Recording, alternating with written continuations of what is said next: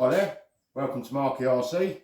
Today we're going to be building the Tamiya super astute high performance two-wheel drive off-road buggy. So we cracked the box open and then I'm going to do a page-by-page build, super in-depth about what comes in the kit and the construction of the buggy. So let's crack on. Right, I've opened the manual. We've got parts 1, 2, 3, 4, 5 and 6. I've laid all the parts out. Everything on the scale 1 to 1. Same on the other page, everything's 1 to 1, so all laid out ready to go. I'll put these two parts together and then I'll show you what it looks like. First two pages with the front suspension and the front bulkhead. Absolutely no play in those whatsoever. So when you put a settings into your front suspension to set the buggy up, it should hold those settings really well. Absolutely no play in them whatsoever. Right, I'll get on to stages 7, 8, 9, 10, 11 and 12. I'll put them on the buggy and then I'll show you what it's going to look like. I've laid all the parts out, it's the same again, 1 to 1 scale. I've built all my rods up with the rod ends exactly as the drawing shows to the correct length, so everything fits first time. I've also changed some of the metal bushing for ball racers so everything runs a lot smoother. So I'll put all these parts onto the chassis and then we can see what it's going to look like with those stages completed. Here we have those stages complete now. All the front suspension's on. What I really like about the higher end Tamiya kits is everything's ball raced and absolutely butter smooth. So I've installed all the front suspension, all the front steering. We've also done the rear. Same again, absolutely no slop in any of the parts. What I don't understand is why Tamiya's kits aren't all like that. I mean, they make the moulds. It would make sense to make everything with no slop, but it's just the higher end kits. So that's what the buggy looks like at the moment. Everything lovely and smooth. I'll lay all the parts out for the next stage, which is pages 8, pages 9.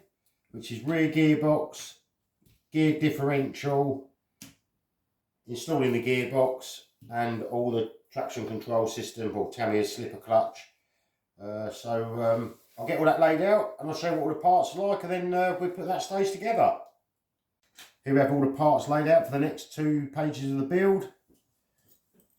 Really well made aluminium motor mount. Also, like in this particular kit, you get the same gears, same pinion gears as you get in the Avant, so they're going to be super strong. Same with the planetary gears. Also, like with the slightly higher end kits, you get your ball races, and even down to the slipper plate, everything's really well made. So hopefully it'll all go together and nothing can slip. So I'll put these 2 pages together and then I'll show you what it looks like on the model, and then we go on to the following pages. Just started putting the rear motor case together and the motor mounts on. Tamiya supply you this little jig, pops in there, locks that motor plate solid before you do the screws up. So I'll get all that done up, then I'll build the diff up and show you what the inside of the diff looks like when it rotates before I put the cover plate on. I'll put the slipper clutch together and show you how all that works, and then we carry on through the manual and get the rest of the stages built up. Here we have the differential put together. Got the planetary gears inside there. Just have to take note of when you're putting these outside gears in. One goes one way, one goes the other, so that it engages in the top and bottom brass gear in the centre. So I'll pop all that together. Also put motor plate on. The slipper clutch is in. It tells you in the instructions. Fully tighten the nut, back it off 2 3/4 turns. Everything's running on bearings. Super smooth. So I'll pop those few bits together and then I'll show you what it all looks like. Here we have the last 2 pages of the manual built. No playing anything. Fully ball race rear hubs. Got the drive shafts in. They look like a really nice springy steel. And you've also got the tie rods. They're all put in now. Everything looks pretty good in terms of geometry. Next 2 pages of the build. Gearbox cover. Pinion. I use a super stock RZ motor, which are fully rebuildable. I find these motors absolutely awesome in these lightweight Tamiya cars, well, buggies as well. I use an Atronic servo, 15 kg servo, really reliable. Never had one break yet, and they're pretty fast as well. And then we've got 4 CVA shocks to build up. I've laid all the parts out there. They include bladders, a different selection of spacer blocks to make the spring harder or softer. Looks like they're coated with some kind of coating on the rear shocks, and everything's held on with aluminium bushing. I'm going to use the pistons that have the 2 holes, so they're like middle of the line piston. So I'll put all these together, put them onto the buggy, and then I'll show you what it looks like when those 2 stages are done. This is just a little trick that I use to set my pinion and spur gear. I've put the motor in, pinions on the end of the motor, lined up perfectly on that plane across there. And then what I like to do is get a piece of the manual just off the side, pop it in between the spur gear and the pinion, like so. And then I push the pinion and the motor into the spur gear, do the top nut up, push the bottom over again, make sure that the gears mesh perfectly, do the bottom nut up, and now when you remove the paper you should have a tiny little bit of backlash on the pinion and the spur gear, so that when the motor's running it's not under any load, and that little gap, the thickness of that paper, just make sure that if anything's not, if you put your motor in a bit too tight, you're not going to bind up against the spur gear and mount something. That's just a little trick I use. I'll carry on with putting the shocks together and the servo in, and then I'll show you what it's like. Here we have the model now with the shocks on. As you can see, super smooth. And then servos in, connected up with the steering linkage.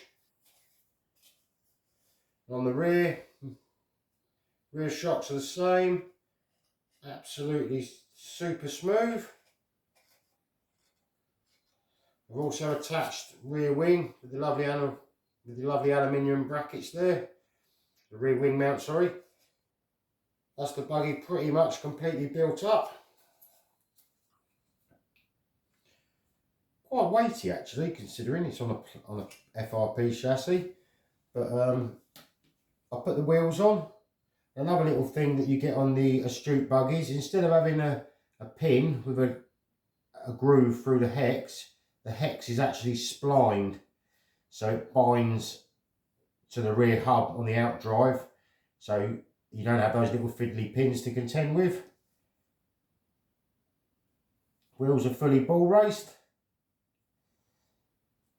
so I'll put those few bits on and then I'll show you what it's going to look like.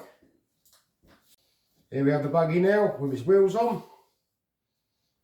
running nice and free, both sides. Differential at the back, super smooth. I do like that style of front wheel. I think that looks really cool with the rib and the spikes. So the next job is to put the under tray on. I like to keep my under trays just clear, and that just pops on there. Just got a couple of screws to remove. Screw that on, that just protects the underside of the buggy.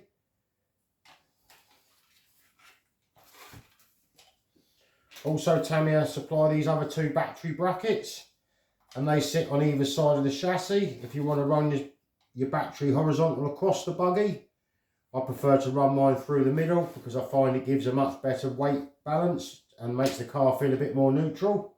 but they're also in the kit as an option there. So I'll pop the under tray on, paint the body, and then I'll show you what it's like when we put the decals on. Here we have the buggy now, under trays on. As I said before, I like to keep them clear. Cut the body shell out, cut the rear wing out, and the rear wing end caps.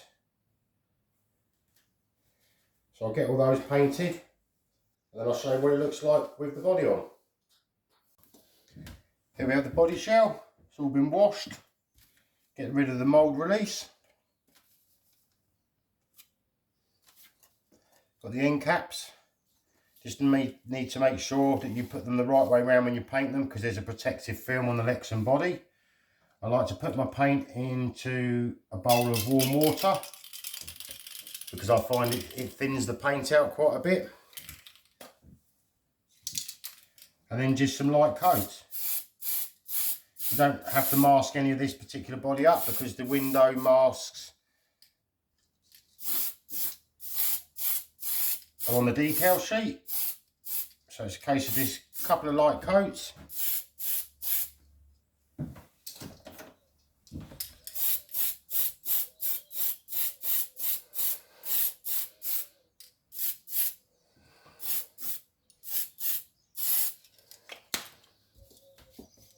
Give it his first coat of paint.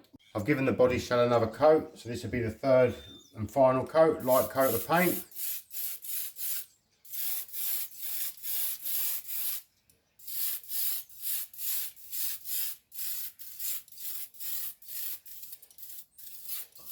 There we go. There's that all done. So I'll put that on, let that dry, pop it onto the chassis and show what it looks like before I put the decals on.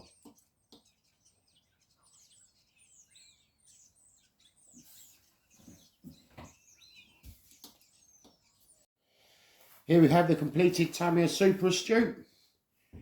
All the body shell painted and the decals on now. I think it looks absolutely awesome. Really nice bright body. I've even put a resistor on the back there, like the original had, just so it looks a little bit more authentic, like the original re-release. I really like this buggy. I'm even thinking about taking this one out for a rip. Been a really enjoyable build. The next build's either going to be the Tamiya King Hauler or the Grand Hauler or the DT04, depending on what comes first.